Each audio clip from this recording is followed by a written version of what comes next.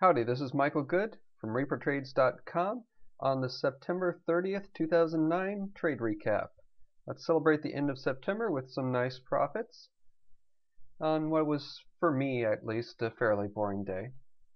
What you see here is Hoku. I traded this as a pre-later long, way late, as it broke 4. I was busy with my other trades earlier in the morning, which is why I missed this nice breakout here. But one thing I wanted to point out, and this is something I've said multiple times, is that if you look at a longer time period, things look a lot clearer, a lot simpler than on a much shorter time period. So when you're actually trading a stock like this, it's bouncing around a whole bunch. And if I zoom in even more, you'd see that, which I'm not going to do. But if you zoom out and look at it later on, so let's look at the one-day chart, it looks like it just went straight up. So you can't get fooled by that and think it would have been a super duper easy trade in hindsight. Things aren't always that easy. So that's just something I like pointing out. Another trade, VSR. This was on my watch list. It wasn't on my watch list until this morning. I made a comment about it. I saw it was up in the pre-market. Let's bring up its multi-day chart.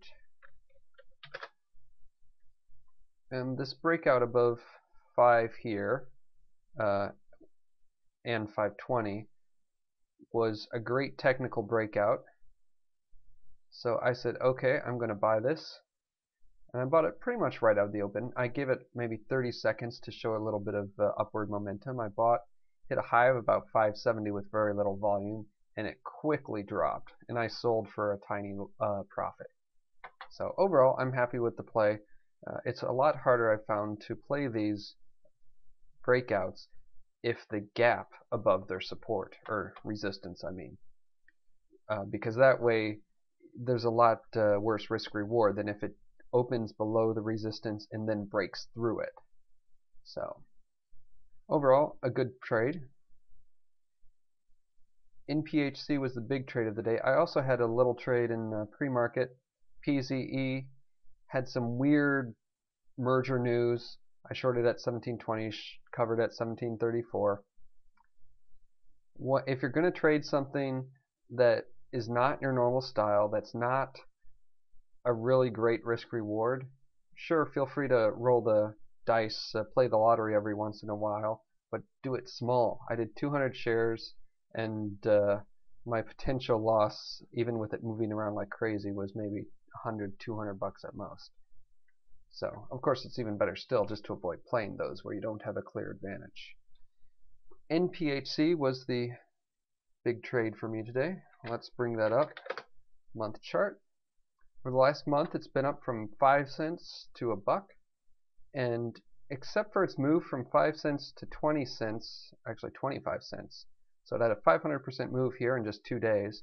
But except for that, it's been really choppy. It's gone up a couple strong days, fell back, consolidated, and it hasn't been a really big quick move. I like shorting things that go up really quickly on just 3 days, 4 days. A string of white candles. Anything more, it's a little choppy, and I don't get as excited about playing those because there's less of a chance of them falling really quickly because there's support all over the place. There's some support here, a bit of support here, a bit of support here. So I would not have played that myself. Timothy Sykes shorted it, and I shorted alongside him. And this still was within my rules because it was red on the day by a couple cents when he shorted. So I didn't break my new rule that I had after my loss on EMGE, I think that was. Yeah, which was the last crappy pump and dump. Now this is just a horrible company. They have no assets, 140 million market cap. But if it goes up slowly, it can take a while to come down. So I shorted, and it quickly dropped. This is not just Tim Alert subscribers dropping it down. It was red on the day too, but I saw it drop 13%. I couldn't resist taking my profit. So overall, a nice quick trade and a nice easy profit, and I'm happy to leave it at that. I may reshort another day. Thanks very much. I'm always here, reapertrades.com. Thanks.